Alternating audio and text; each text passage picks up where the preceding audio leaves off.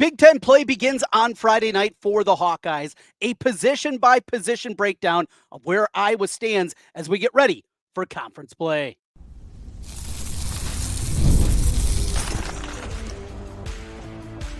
You are Locked On Hawkeyes, your daily podcast on the Iowa Hawkeyes. Part of the Locked On Podcast Network, your team every day. Welcome in. I'm Trent Condon, and this is the Locked On Hawkeyes podcast.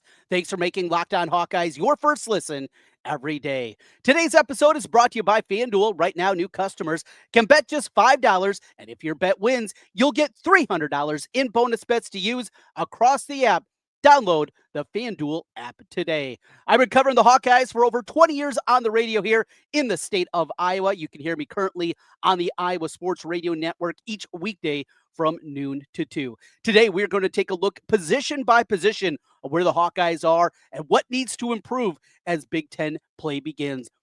We'll also talk with David Eickholt from 24/7 Sports, HawkeyeInsider.com. A look at the Hawkeyes and what he heard earlier this week at the press conferences. And a huge recruit for Iowa basketball as Ben McCollum has done it again and has got another top prospect. We begin today position by position. A look at this Iowa football team and where we are as we get ready for Friday night against Rutgers. We open things up with a look at each position, of course, at quarterback. And as I go through my grading scale at this point in time, at quarterback, I have to give Mark Gronowski, I graded a D+.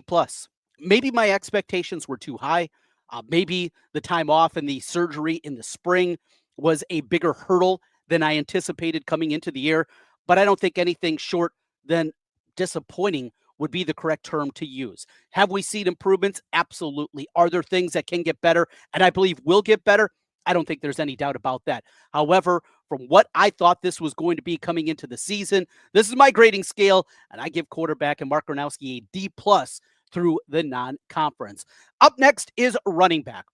And at the running back spot, the injuries have been a big talking point. Obviously, we have seen Kamari Moulton just for a few limited snaps early this season. He was out by the second series of the game in the opener against Albany. The anticipated starter, he hasn't been there. And we thought there was a lot of depth, but Terrell Washington Jr., it has been a disappointment, I think, from him at that position. You go a step further, Jazion Patterson, he is what he is, right? And it's a hard-charging guy, and he's been the best out of this group at this time. We saw a great debut from Xavier Williams and what he was able to do in the second half of the game against Albany, yet where was he against Iowa State? He's banged up now, and he's going to be out this week. So there's a lot of that piece that makes this one a depth piece that we thought it was going to be. And then there's Nathan McNeil, and I'm incredibly excited about McNeil because I think you see a guy that just has a different wiggle to him, right? He understands the blocking scheme. It seems like he's a guy that just has that innate ability to find blocks, know when to cut back. You can see that from the young guy, and let's hope that they take the training wheels off a little bit and just let him roll because in terms of talent, boy, he looks there. Even Brevin Dahl, who we've talked about obviously during the offseason a whole bunch, he's been banged up again, wasn't available for the Iowa State game with an ankle injury. Was back and got a couple of carries last week, but still, you go through these, the injuries been that. And what I expected out of this running back group, it hasn't quite been there. I got a C+ here and still want to see more. Maybe that's a tough grade, but that's where I are. Up next, wide receiver. Boy, we spent a lot of time of this improved wide receiver group. And I think it is improved. They just haven't been able to utilize it. So maybe this goes hand in hand with Tim Lester, Kirk Ferentz, the offensive staff, because I think this has also been underwhelming. The wide receiver group that feels deep for the first time in a long time had at least a lot of guys that had an opportunity, and they just have not broken through. Sam Phillips had the nice game, 2 touchdowns out of Seth Anderson, less time out. But overall, from where I thought they were going to be coming into this season, wide receivers a C-. I mean, we're going through the offense, and this is not very good. Up next, the tight end position. Normally a stalwart for the Hawkeye program. Tight end U, is it dead? Well, it doesn't look very good right now. Obviously, the injury to your starter, Addison Estrenga, is going to be impactful. But not only that, you got Zach Ortworth, who can catch the ball, well, as long as he doesn't drop it. but also isn't a great blocker. And you got Hayden Large, who's a converted fullback. And the young guys, I think DJ Vaname has got a chance to be really good down the line, but he's still just a walk-on redshirt freshman we're talking about. I mean, that's how he began his career as a walk-on, and he's still young. A lot of times, Iowa, you're waiting until these guys are redshirt juniors before we're talking about guys like that making an impact, and here he is out there. Michael Burt, haven't seen much of him. Thomas Meyer's been traveling, the true freshman out of Clear Lake. This has been a huge disappointment. And the tight end position rank at this point in time, I got it a D. So we've gone through, and it's not a very good grade for the offense, and it probably shouldn't be. But then we get to the offensive line, and this is a good one at this point. So I'm going to give the offensive line to this point a B plus, and would be higher. I think we'd be in that A range if they would have held up in that final drive against Iowa State. Remember Jennings Dunker, he left before the third down play. The sacks that were there in that final drive, I think definitely impacts it. But run blocking has been very good. Pass blocking has been very good. Trevor Locke has held up really well at that left tackle position in his first year as a starter, and the rest of the group with Jennings Dunker, Logan Jones, Bo Stevens, though banged up, and Cade Pieper. I think those four guys have all been really good, and Lauck has been certainly even better than maybe I thought he was going to be at the initial point. So a B plus for the offensive line, but that is definitely the high water mark. That is definitely at the top of the heap for this team. Overall, the offense, I give it a C minus, maybe a D plus. That's how disappointed I am in the passing game. Obviously, is a huge part of that. Let's jump over to the defensive side of the football. Defensive line, I have as a B. Been very solid, good, sturdy against the run. Been excellent there. Haven't got to the quarterback a ton, though, Saturday night against UMass. They were able to do that a little bit more. This game coming up against Rutgers, this is going to be a chance maybe for them to feast with the injuries that they have at their tackle position. They've been good. They've been solid across the board. The depth is definitely showing out there at defensive line, but got to get it to the quarterback a little bit more and create some havoc plays. And if you're able to do that, definitely a chance to go up, I think, for this defensive line. Linebacker, I have as a C minus. Now, this maybe is a little bit unfair because of what we've had in the middle from Jack Campbell into Jay Higgins over the last 5 years. Those guys were all Americans. Those guys, tremendous football players. And Jaden Harrell, a guy that's been around the program for 5 years, getting his first starting job, he's struggled. Carson Shire's been good, but he hasn't been elite. And I thought there was a chance maybe he was going to be elite. And another guy with more experience, maybe they can get there. I thought Harrell took steps forward on Saturday, and it's been interesting the way that they've been shuffling things around a little bit and what they've been doing, in some third and long situations, getting him off the field, putting Rex Roth and Shire on there together in the backfield when they're going in the linebacker spot, when they're going to that 4-2-5 cash look that they employ so much when it gets into those long distance, likely passing situations, getting Harrell off the field. And then the defensive back. And out of the defense, I think this is the best mark. I had questions coming in. I think we all did. TJ Hall has been outstanding. Deshaun Lee has been better than I thought he was going to be this year. Safeties has not had the issues that we saw a year ago at that spot. I got a B plus here. B plus out of the defensive backfield. Again, with, as we talked about with the defensive line, getting to the quarterback, got to force turnovers.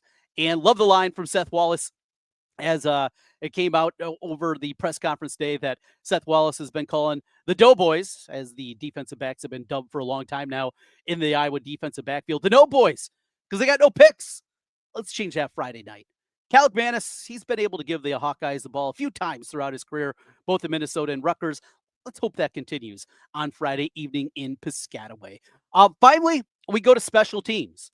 Drew Stevens, a B. Missed extra point, missed field goal, and that's not on him. It's part of the operation.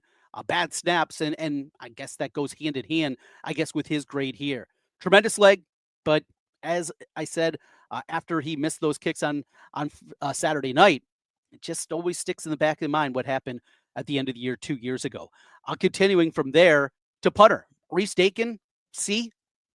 I expected more from Dakin at this point. He's had a punt blocked, though not his fault. Again, we're talking about the operation. That goes hand in hand with it. I had a couple of clunkers against Iowa State, including the first one. Had another one that got a good roll, but wasn't a tremendous spot. A little bit of a disappointment here from Reese Dakin. Now, remember, he got off to a slow start last year. I really turned it on. And then finally, we go to the return and Caden Weechin, and I got it a B minus. And I know we're coming on the heels of that ridiculous performance, but the Iowa State game still sticks. And the missed opportunities in that game, the bad decisions in that game, even with what he did on Saturday night, still a B minus in the return game. So put it all together, we're kind of like at a C plus for this team. C plus. They're 2-1. They obviously beat the teams that absolutely almost any Iowa team could beat, and Albany and UMass, but the loss to Iowa State, even a 3-point loss, leaves it where we are. Conference play can change it. We'll talk about that as we continue. Speaking of continuing, David Eickholt is going to join us next from HawkeyeInsider.com, a breakdown of what he heard from Kirk and company at the press conference and a whole lot more. We'll do that as we continue on the Locked On Hawkeyes podcast. Mazda crafts cars for those who do more than simply move. Mazda delivers confidence with every ride, with more IIHS Top Safety Pick Plus awards than anybody else as of August 2025. You can feel the craftsmanship in every detail, from accents to available Napa leather upholstery. All-wheel drive standard, and every crossover SUV you can drive with confidence through almost any season. Like our players, we sweat every detail, because when you make every move count, impossible becomes irrelevant. Mazda, move or be moved.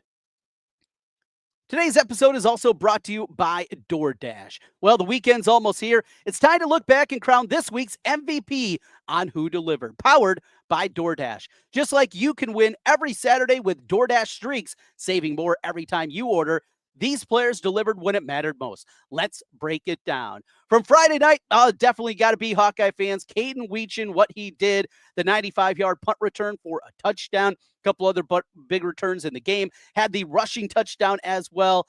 He came through in a big-time way. No hesitation, no delay. And if you've been watching week after week, this performance wasn't a fluke. Caden Weechin is on a streak. And just like Weechin delivered for the Hawkeyes, DoorDash delivers your Saturdays. With DoorDash Streaks, you save every Saturday you order. Stack it up all season, and you could save up to $250, including $100 in DoorDash credits. Order this Saturday. Keep the streak alive. Fuel your game day only with DoorDash. Terms apply. Promo period through November 18th.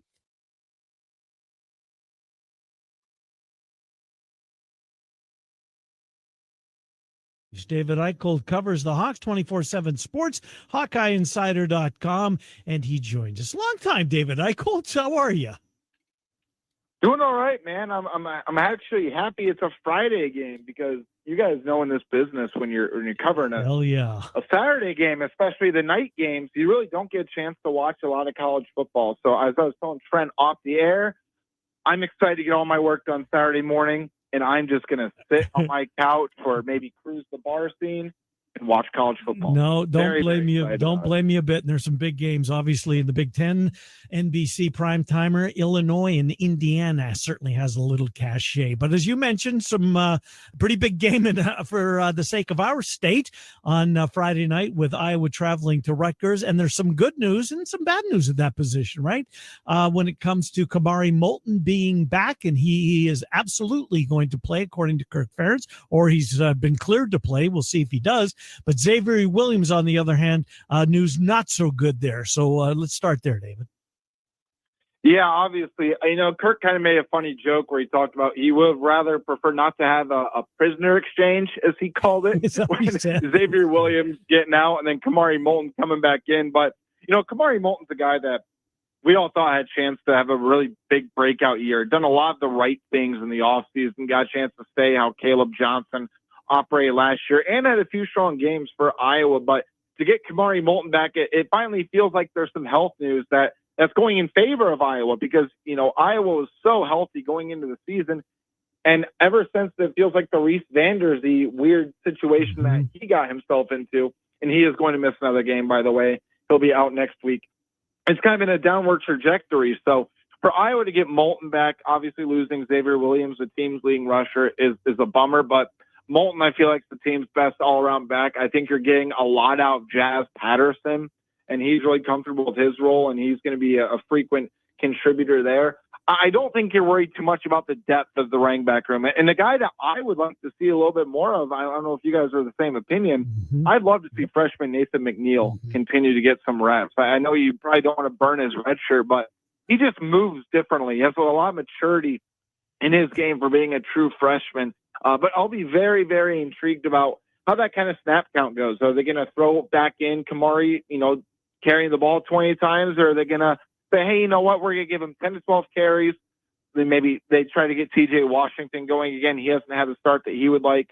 Are they going to rely a lot on Jazz Patterson? Are they going to throw the ball more? It's definitely one of the bigger, I think, storylines hanging to this one. But yes, major news. Running back one is back for the first time since I believe he left the first game after the first drive. So to get him back is definitely a big deal. One of the things Kirk mentioned yesterday was special teams. People probably will just remember Caden Weechin and the outstanding performance he had, but a block punt, a missed extra point, a missed field goal, snaps look shaky. Iowa can't afford that. Take us back to Kirk yesterday, and you could tell that one's rankling him a little bit because Iowa, they can't afford not to be great in special teams. You have to be great or elite in special teams and on defense if your offense is not balanced and frequently getting the ball down the field, right?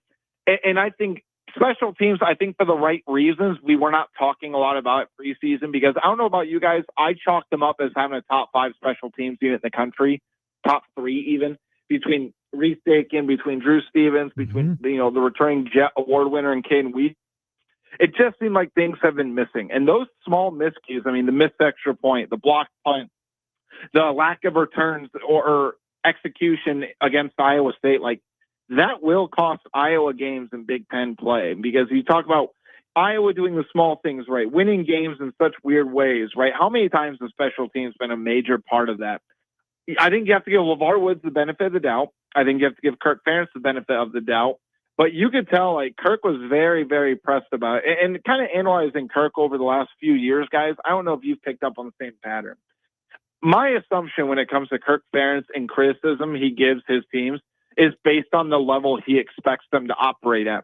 When Iowa's passing offense was not good over the last few years, whether it be Cade McNamara, Deacon Hill, or a couple other guys, he really would not criticize or hold accountable the passing offense. And I believe it's because he had no expectations for them. I think when you see this year, you look at the special teams, when you look at the passing offense, he's been fairly critical, directly critical of them more times than I can remember. And I think it's because he expected them to be farther along and executing cleaner. So I think he's challenging his team, and there's no doubt that he's challenging special teams to kind of get its act together going into Big Ten play. Oh, and go back to something you said, David, back to the running back position when it comes to Nathan McNeil. Do you know if Ferentz and the player have had that redshirt discussion as to know in a perfect world what the team would like, what he would like? I'm sure McNeil would like to play if he had ultimately the final call. Do you know if they've talked? I don't know if there's been a decision made, but I'll say this. I think especially if you're a running back, what do we always talk about? The short shelf life when it comes to running backs. Yep. I mean, I'm not going to blame him at all if he wants to play right away, right, and get those reps. And I think it's well-deserved because you talk about running backs kind of washing out of the league at, 29, 30 years old. Yep. There's a handful of backs still in the league. But anyway, the thing I will go back to is before the season, going into the Albany game, we asked about the freshman. And he said, everybody's kind of wait and see, but Nathan McNeil's kind of the only one we've green lit right now with the ultimate green light. That tells me that they don't plan on redshirting him. And honestly, with the way that the running back health has been so far, I think you got to continue to prepare him like you're going to play, right? So I don't know if there's been an exact decision made, if they've talked, but based on the verbiage of Kirk, based on the reps he's gotten, I would be slightly surprised if he ended up redshirting this season. Definitely need that kind of skill out there. You talked to Mark Gronowski on Tuesday. Let's hear a little bit about the quarterback. Like a few of the things that we saw out of him, it does feel like they're taking steps forward with the caveat. It was UMass. They're awful. Still, Gronowski going into this week in the short week Friday night against Rutgers, he's got to play well, I think, to get this road victory. So I think two things can be true, right? One, we're not going to take too much away from Iowa's passing performance against UMass, right? Like, let's keep it real here. That's what we do on this station. But number two, Iowa is not in a position to pick where it gets its momentum from or positive production from. especially in the passing game. So you can't really hold it against him. I do think Mark kind of got his swagger back. I think he's obviously a lot more comfortable. And I think Iowa's passing game as a whole has taken a step forward time and time again. And I'm of the unpopular opinion. I actually think Mark's probably the fourth biggest issue in the passing game right now. I think the route running is a big issue. And guys, how about the drops? Yes. I mean, Mark Gronowski's completion percentage would probably be in the mid-60s if they cleaned up half the drops. And I'm not talking about a drop like, oh, they have to jump up and try to make a miraculous catch. Oh, they're diving. They're hitting them right in the chest. Mm-hmm. They're hitting them right in the hand, and they've not been able to haul it in. And I like Kirk's message yesterday where he said we call them wide receivers, not wide droppers. Like, he knows it's an issue right now. But when it comes to Mark, I think he's clearly a lot more confident in what he's doing. I don't think he's pressing as much. You can tell he kind of he believes in what the team's being able to run. And I liked what he said when we asked him about the drops. We basically asked, hey, is there anything you can do when you throw the football or physically to kind of help out your guys? He said, no, not really, but I'm going to continue to encourage them.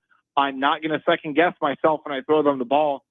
They need to know I have faith in them. And he said, I'm always going to be happy to stay late, to throw them extra passes, make sure they're hitting the jug machines and kind of control what they can control. So I think from a leadership standpoint and all that, I think you're getting the right things out of him. I'm very interested because Rutgers defense has been shaky. I think Iowa is going to maintain that sort of aggressive mentality. I think they're going to test them down the field. But another thing that Greg Schiano, the Rutgers head coach, said yesterday is he stated Mark Gronowski's running ability could give them a little bit of trouble. And I'm kind of eyeballing that, saying, hey, you know what? That means there might be some receivers left on islands. He might be able to take some shots downfield. He might be able to run the slow mesh. But Mark Gronowski is not going to shy away from Big Ten physicality. And if you need 4 yards, he'll go out there and get you 5. But I do think Mark's feeling very confident hanging into the game. But it's a whole different animal.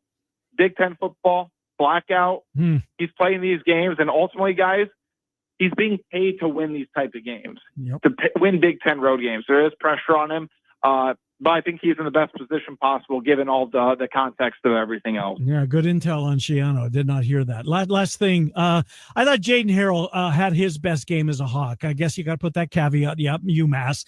I get it. But a lot of criticism coming his way. I thought he played pretty well on Saturday night. I thought he was too. I think Harrell's an interesting case because I always think he knows what's going on in terms of play recognition. But sometimes he's been a step slow to recognize it. But again, that's the type of thing, man, where that will kill you in Big Ten play. I think he's had some really good moments. I think he's had some lowlights as well.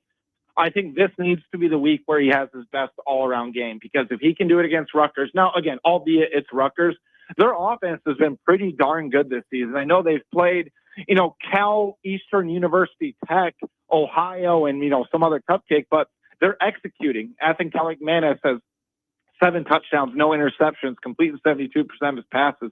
I do think there's some pressure on Harrell to maintain that high level of play and to recognize those plays and be a step ahead of everything instead of trying to play catch up. But I'm right there with you. I think he played his best game against UMass, but I would like to see him get more tackles considering Iowa's defensive mentality and the way they approach everything. It's to funnel tackles to the linebackers and especially the Mike linebacker. He's leading the team in tackles, but he only has 19 through 3 games. I'd like to see him have a double-digit game against Rutgers. Quick hit on this, just 30 seconds left. Luke Brewer, a kid from just down the road from us in Norwalk, reclassifying. Big news. One of the top tight ends in the country. Iowa State, Iowa, obviously involved Penn State, Tennessee, Miami. What are you hearing on his recruiting front and going a year early to the collegiate ranks? Yeah, I think that kind of changes Iowa's mentality because I really wasn't too sure they were going to take a 26 tight end or 2. I thought they were going to really focus in on Jax DeJean and Luke Brewer, but if Brewer's entering 26, I think you throw the boat at him. I think he's an elite prospect. I think he's a legitimate 4-star prospect, probably top 247 guy when it's all said and done if he has a big season. But yeah, you're exactly right. Tennessee, Penn State, Miami's calling. I know Georgia's calling as well.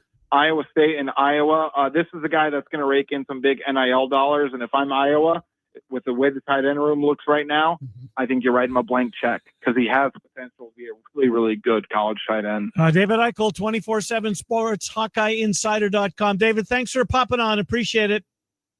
Yeah, thanks, guys. Appreciate you. Take care. Good to talk to you. Enjoy the weekend watching college football. Thanks as always to David Eickholt for joining us and taking a look at the Hawks in the press conferences from earlier this week and setting the stage for the matchup against Rutgers. Set the stage for the basketball team. We're getting closer and closer to basketball season, and Ben McCollum has done it again. A look at the latest four-star recruit that Ben McCollum has nabbed, and doing it from a place that Iowa doesn't recruit very often. We'll do that next. Locked on Hawkeyes. Today's episode is brought to you by Monarch Money. Most people can't name all their financial accounts or even what they're worth, whether it's 401ks, properties, or investments. And when you don't have the full picture, you can end up leaving money on the table. That's why there's Monarch Money. It's an all-in-one personal finance tool that brings your entire financial life together in one clean, easy-to-use interface on your laptop or your phone.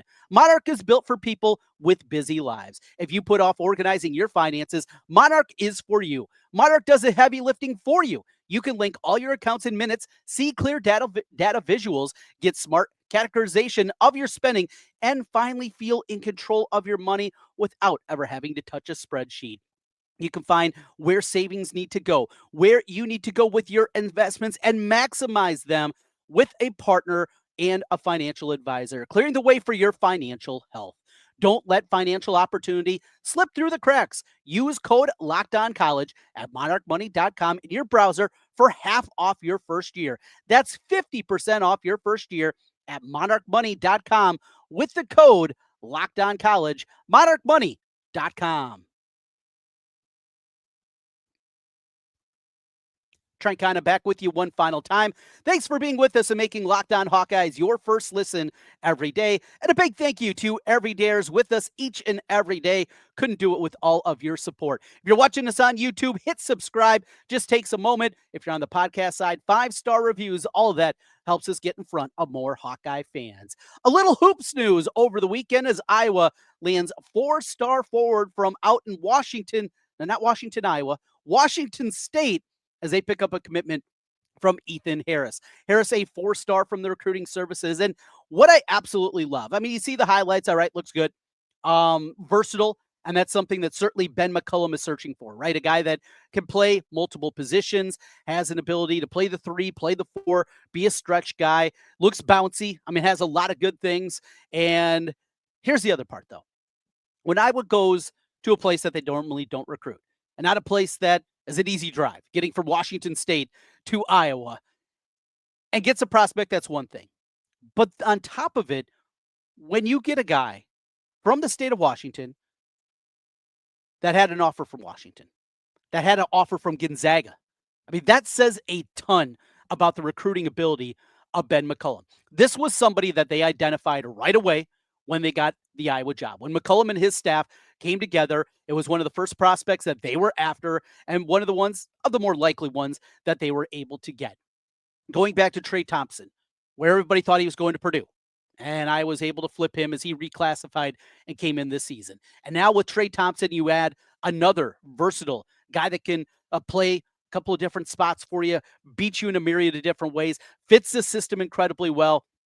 Iowa hit, I think, a home run here. Now Iowa turns their attention to the backcourt. Last weekend, Joseph Hartman, he took a visit. They got Quentin Coleman coming up later in September. Both of those guys in the backcourt. That's going to be next, and that's what they're looking for. But another great job out of Ben McCollum and his staff as we get excited for basketball season. We're going to find out Thursday what the Big Ten slate looks like. We'll talk about that with you tomorrow. Thanks for being with us and making Locked On Hawkeyes your first listen every day. A big preview of the matchup against Rutgers. What's it going to take to win? And of course, we'll be back with you on Friday night, also right after the game, with a rapid reaction podcast of what we see in the field in Piscataway. Thanks for being with us and making Locked On Hawkeyes your first listen every day. We'll talk to you again tomorrow. Until then, go Hawks.